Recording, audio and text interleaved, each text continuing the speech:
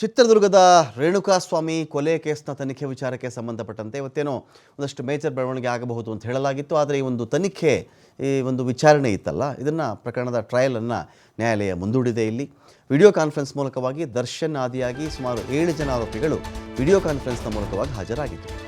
ಪ್ರಕರಣದಲ್ಲಿ ಉಳಿದ 10 ಆರೋಪಿಗಳು ಖುದ್ದಾಗಿ ಕೋರ್ಟ್ಗೆ ಬಂದಿದ್ದರು.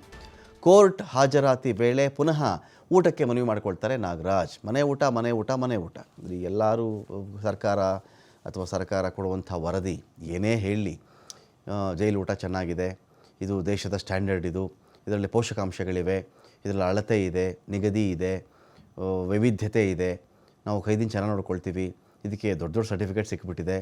ಏನು ಕತೆ ಹೇಳಿದ್ರು ಕೂಡ ಇಲ್ಲಿರ್ತಕ್ಕಂಥವ್ರು ಯಾರೇ ಆದರೂ ಸರಿ, ನನಗೆ ಮೊದಲು ಮನೆ ಊಟ ಬೇಕಪ್ಪ ಅಂತ ಕೇಳ್ತಿರುವವರೇ ಜಾಸ್ತಿ, ಇನ್ಕ್ಲೂಡಿಂಗ್ ದರ್ಶನ್. ಮೊದಲೆಲ್ಲ ಮನೆ ಊಟ ಬಂದಿದ್ದು ಆಯಿತು, ಆ ನಂತರದಲ್ಲಿ ಬೇಲ್ ಸಿಕ್ಕಿದ್ದು ಆಯಿತು, ಆಮೇಲೆ ಬೇಲ್ ಕ್ಯಾನ್ಸಲ್ ಆಗಿದ್ದು ಆಯಿತು.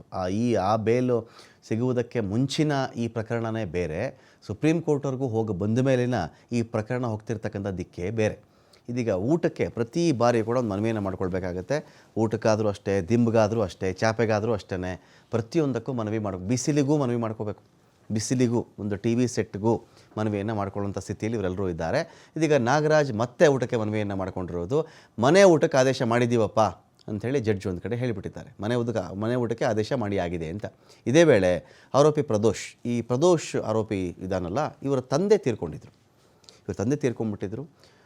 ತಂದೆ ತೀರ್ಕೊಂಡಿದ್ದಾಗ ತಂದೆಯ ಕಾರ್ಯಗಳಿರ್ತವೆ, ತಿಥಿ ಕಾರ್ಯ ಇರುತ್ತೆ, ಮಾಸಿಕ ಕಾರ್ಯವನ್ನು ಕೂಡ ಮಾಡಬೇಕಾಗತ್ತೆ. ಹಾಗಾಗಿ ಅಂಥ ಸಂದರ್ಭಗಳಲ್ಲಿ ಆಚಾರ ವಿಚಾರ ಸಂಪ್ರದಾಯ ಕಟ್ಟುಪಾಡುಗಳ ಪ್ರಕಾರವಾಗಿ ಹೋದಾಗ ಪ್ರತಿ ಬಾರಿ ಆ ಮಾಸಿಕ ಕಾರ್ಯ ಮಾಡಬೇಕಾದಾಗ ನಮಗೊಂದು ಬೇಲ್ ಕೊಡಬೇಕು ಅಂತೇಳಿ ಕೋರ್ಟು ಕೂಡ ಮಂಜೂರು ಮಾಡಿದೆ. ತಂದೆ ತೀರ್ಕೊಂಡಾಗ ಆ ಕಾರ್ಯಗಳಲ್ಲಿ, ಅನಂತರದ ಕಾರ್ಯಗಳಲ್ಲೂ ಕೂಡ ಸಾಕಷ್ಟು ಅವಕಾಶವನ್ನು ಕೊಟ್ಟಿದೆ. ಪ್ರತಿ ತಿಂಗಳು ಮಾಡಬೇಕಾಗತ್ತೆ ಒಂದು ಸಂಪ್ರದಾಯದ ಪ್ರಕಾರವಾಗಿ. ಹಾಗಾಗಿ ಮತ್ತೊಮ್ಮೆ ಪ್ರದೋಷ್ ಕೂಡ ಮಧ್ಯಂತರವಾಗಿ ಒಂದು ಜಾಮೀನು ಕೊಡಬೇಕು ನನಗೆ, ತಂದೆ ಕಾರ್ಯಕ್ಕೋಸ್ಕರ ನಾವು ಕೇಳ್ತಿರೋದು, ಉಳಿದಂತೆ ಬೇರೆ ಇಲ್ಲ.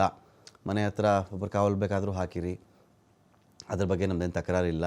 ನಾವು ಯಾವತ್ತು ನೀವು ಮತ್ತೆ ಇಂಥ ದಿನ ನಿಂದ ಜೈಲಿಗೆ ಬರಬೇಕಪ್ಪ ಮತ್ತೆ ಅಂತ ಹೇಳಿದ್ರೆ ಆ ದಿನವನ್ನು ನಾನು ಹಾಜರಾಗ್ತೀನಿ ಅಂತ ಹೇಳಿ ಅದೇ ಪ್ರಕಾರವಾಗಿ ಈ ಹುಡುಗ ಹೋಗ್ತಿರೋದು ಇಲ್ಲಿವರೆಗೂ.